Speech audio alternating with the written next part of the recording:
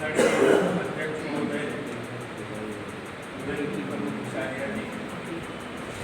मुख्य अतिथि डॉक्टर सुल्तान साहब के जी, विशिष्ट अतिथि उमेश कुमार जी, संरक्षक प्रोफेसर डॉक्टर उषा सिन्हा जी, महासचिव डॉक्टर विभाग, संस्थापक अध्यक्ष हरिश्चंद्र शांति और समस्त उपस्थित साहित्य प्रेमियों, मैं आप सभी को नमन करता हूँ। ये मेरे लिए अत्यंत गौरव है कि मैं इस प्रतिष्ठित मंच से अपने भाव व्यक्त कर रहा हूँ। इस पावन मंच से जिन साहित्य मनीषियों का सम्मान हुआ है, श्री मधुकर अस्थाना जी, नमिता प्रशांत सुंदर जी, श्री त्रिभुवन शंकर जातक जी, सभी को मेरे तरफ से हार्दिक अभिनंदन। यह अवसर साहित्य समर्पण के और संवेदनशीलता का प्रतीक है, जो सृजन और मानवता को एक साथ जोड़ती है। यहाँ उपस्थित विद्वजन, साहित्यकारों और साहित्य प्रेमियों से विनम्र निवेदन है कि हम अपने शब्दों से दुनिया को एक शुद्ध संदेश देने की कोशिश करें और साहित्य की इस अमूल्य धरोहर की पीढ़ी दर पीढ़ी आगे बढ़ाएं। मैं प्रस्तुत कर रहा हूँ एक कविता।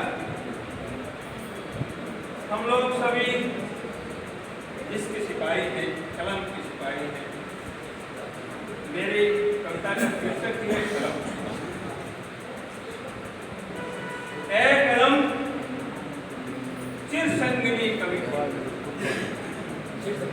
ए कलम चिर संगिनी कवि की, लिख दिए हैं गीत पूरे देश के, उन्नत पतन के, खेत के, खलियान के, वन के, चमन के। ए कलम चिर संगिनी कवि की, लिख दिए हैं गीत तूने देश के, उन्नत पतन के, खेत के, खलियान के, वन के, चमन के, प्राण प्यारी प्रियतमा की, गीत के, रूठे सजन के, चटकती चूड़ी कुछे सिंदूर के, जलते क्या कहने। दर्द को दिल से उतारा गीत में तूने, दर्द को दिल से उतारा गीत में तूने, हर नयन के नीर से तू पीर हर लाई, मोह भावों से करे कोई वंदना तेरी, तू प्रिय रांझा कवि की वीर होगा। देखें कलम के रूप देखें कि दे रहा दस्तक, दे रहा दस्तक तुम्हारी देश, तुम्हारे देश की दहलीज पर कोई लुटेरा या अंधेरा और तूफानी हवस ले आ गया पुकारता कोई सवेरा, या धरा के बख्श पर बारूद गरजे, या भवानी की भयंकर आंख जब रंगीन होती है और सीमा चीखती, और सीमा चीखती जब देश का दामन पकड़कर, तब कलम लपकती संगीत, तब कलम लपकती संगीत होती है।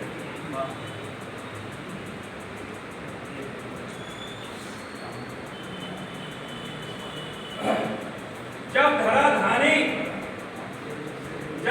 धानी लहू से लाल होकर भेंट लेती अंत में आभासी दूरी, पायली झंकार गुमसुम सांस की बाहें पकड़कर, नील नभ में बिखर जगती जब बजती अधूरी, तब लिखे इतिहास जाते, तब लिखे इतिहास जाते, सत्य को दुष्कार कर, झूठ को पुचकार कर, हार में भी विजय से दिखा कर, किंतु कवि को यह नहीं स्वीकार होगा, किंतु कवि को यह नहीं स्वीकार होगा, कवि का तो सत्य ही आधार होगा।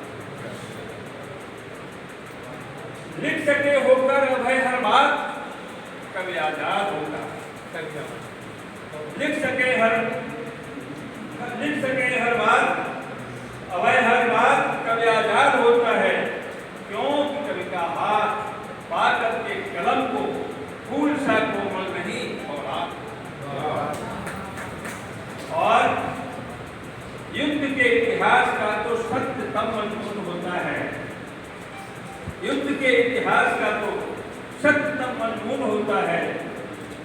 कलम की नोक से स्याही होकर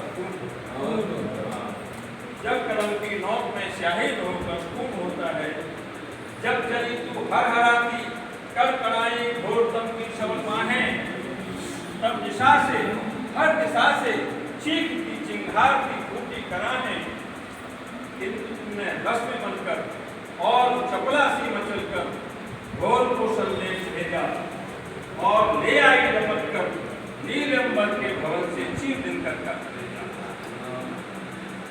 खुद समागम कालिमा में, खुद समागम कालिमा में विष्णु की कालिम मिटाने पर तुली है। खुद समागम कालिमा में विष्णु की कालिम मिटाने पर तुली है। हर अंधेरी रोशनाई में कलम तू रोशनी की धार लाने पर तुली है। हर अंधेरी रोशनाई में कलम तू रोशनी की धार लाने पर तुली है। तो चली चल, बढ़ी चल, हर दिशा की राह तुझको खुली है। आप ये चल हर घड़ी पखार में तू मुस्करा विद्वान बन जा और मेरे हिंद की हृदय से लिखी भारती की ढाल का तू उतार बन जा, भारती की ढाल का तू उतार बन जा।